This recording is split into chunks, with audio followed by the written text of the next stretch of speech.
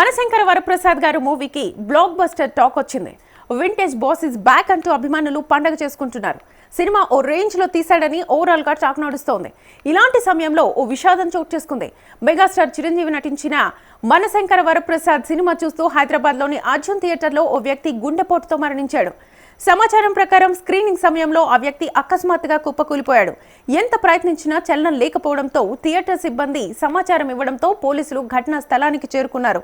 అతడు గుండెపోటుతో మరణించినట్లుగా పోలీసులు అనుమానిస్తున్నారు. తదుపరి దర్యాప్తు జరుగుతోంది.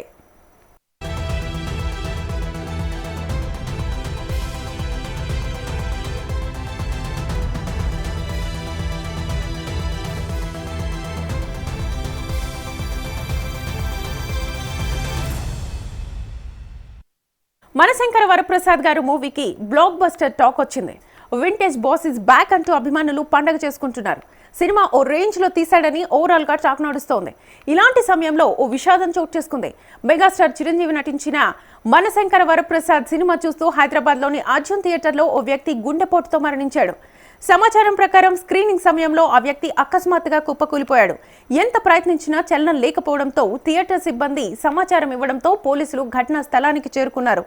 అతడు గుండెపోటుతో మరణించినట్లుగా పోలీసులు అనుమానిస్తున్నారు. తదుపరి దర్యాప్తు జరుగుతోంది.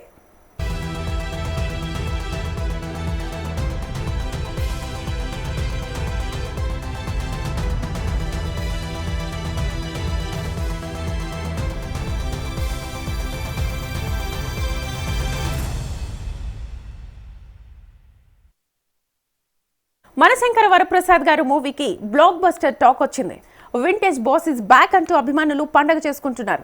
సినిమా ఓ రేంజ్ లో తీశాడని ఓవరాల్ గా టాక్ నడుస్తోంది. ఇలాంటి సమయంలో ఓ విషాదం చోటు చేసుకుంది.